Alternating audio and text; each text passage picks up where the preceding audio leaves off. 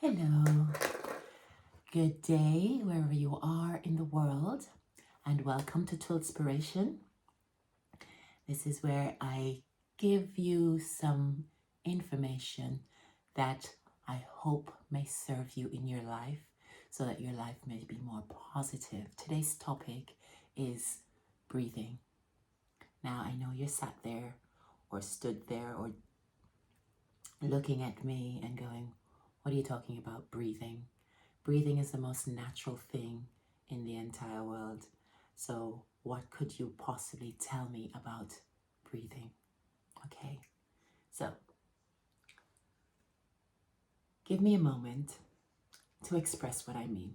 Now, yes, breathing is the most natural thing in the world, but majority of people, according to breathing therapists, do not breathe properly.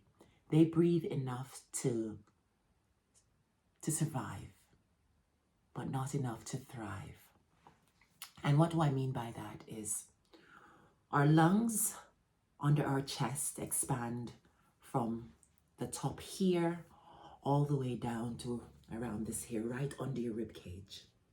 And right under the rib cage here is your diaphragm, which is a very thick, strong muscle. And what happens when you take a breath in, that muscle contracts and pushes. It pushes from this direction into that direction, which is why when you breathe, your belly should come out, almost like you're pushing your belly out, and then it should come back in when you breathe out. But most people don't do that. If I said to you right now, take a big breath in, most people does this.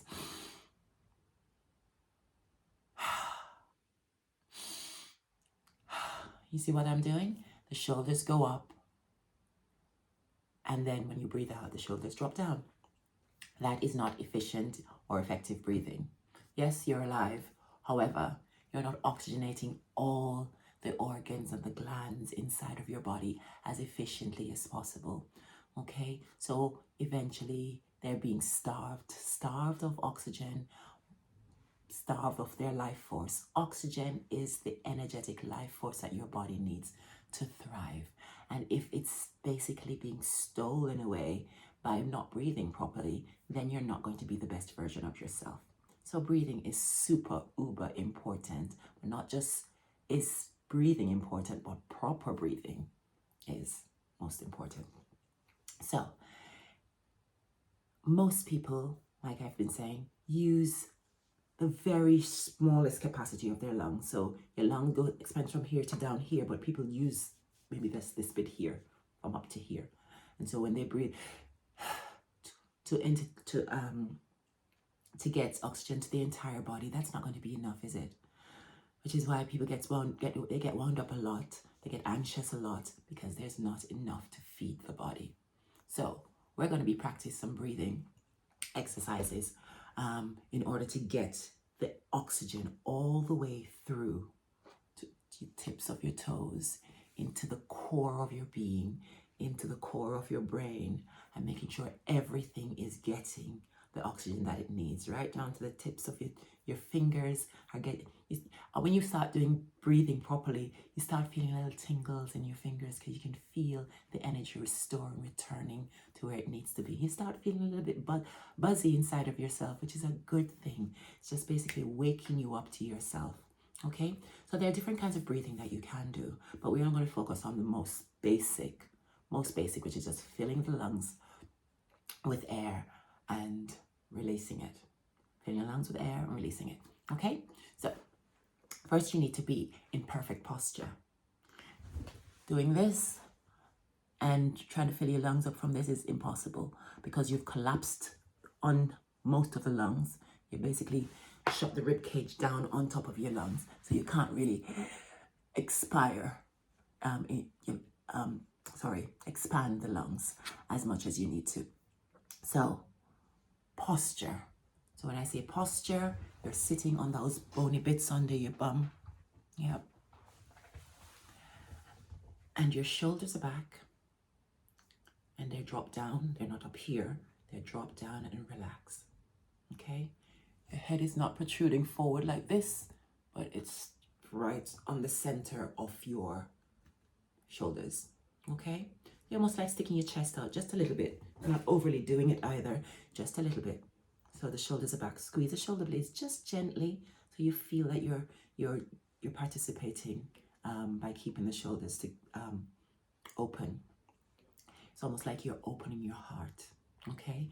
And your head is slightly behind your heart. Now, I always say lead with your heart, with your head in hot pursuit. So open your heart, head in the central alignment, and shoulders back. And the spine itself should feel long. So pull up out of your spine, okay? So you're really opening up the capacity of your lungs here. And once you've done that, now take a big breath in.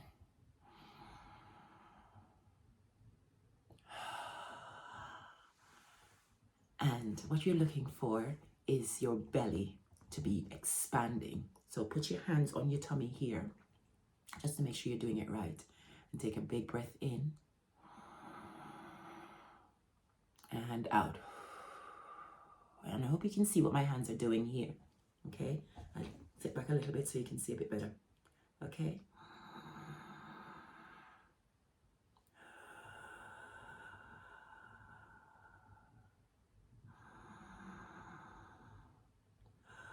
You see, this is my belly moving. You don't see my shoulder moving. I'll do it one more time so you can see.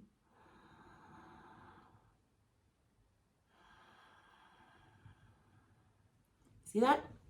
So practice that. And you're going to practice that by just, all you have to do is close your eyes. Hands on your belly like this. Sometimes you can put a hand on your heart, one on your belly. And just breathe. Fill your lungs up. Breathe in as far as you can, as much as you can, until you can't go anymore. Hold it for a few seconds and then release it. And sometimes you can hold it for as long as you can without feeling uncomfortable. And when you feel like, okay, I need to breathe out now, then do that. Okay? And what you're doing is you're practicing, you're training your lungs to work at full capacity. So if you were one of those people that breathe with your shoulders going up and down like this, then you need to retrain your body, retrain your diaphragm, which has not been really working for a long time. It takes a little while.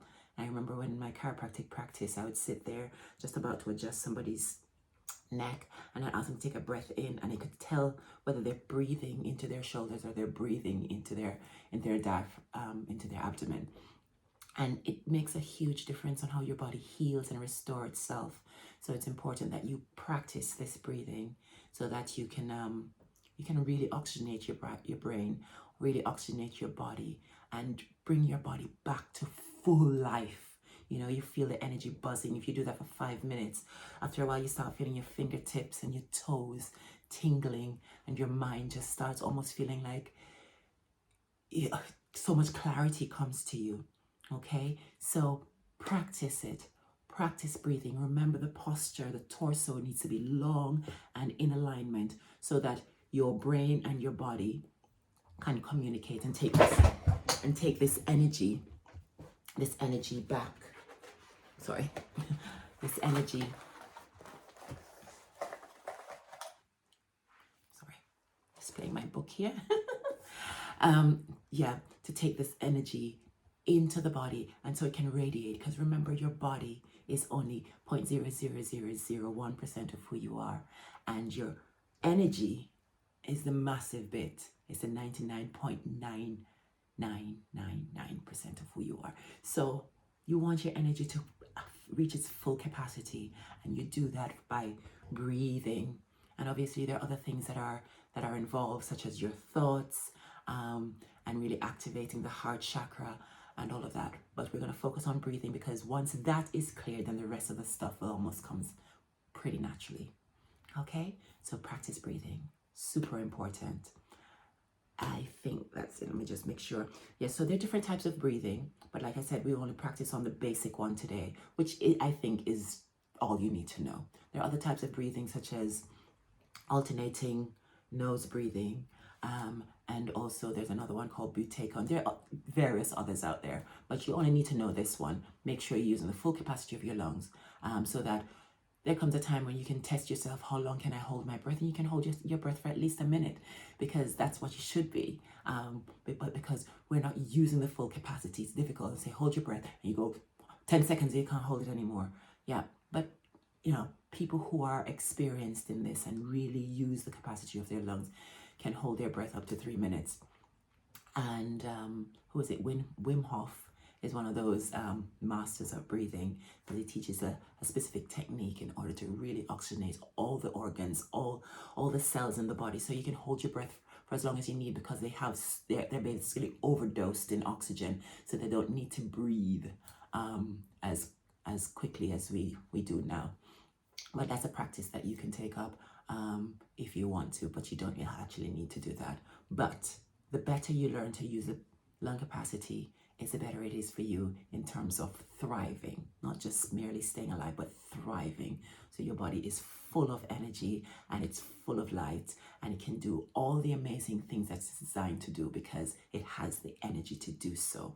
Also, when we lose energy, especially if your chakras aren't aligning. And when I say chakras, I mean your energy centers, because that's what they are. They're where all the nerves that come come from all the organs, they all come together to create this massive ball of energy.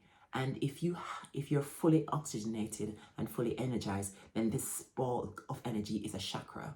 And there's several of them. There's one in the root, so in the perineal area, one just below the belly button, one in the solar plexus, one in the chest, one in the neck, one in the back of the head, one in the top of the head. And also there's the crown chakra, which is above the head. So if all of these are well oxygenated and well energized, then your body is fully functional. It means all your organs and glands are getting the full capacity of energy that they need in order to survive. And you can feel the difference. You don't feel sluggish. You don't feel lazy. You don't feel like, oh, life is a drag. You feel full of life, bubbling, and excited for the next thing.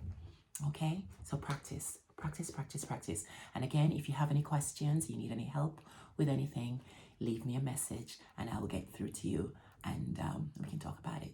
Okay. Till next time. Thank you very much.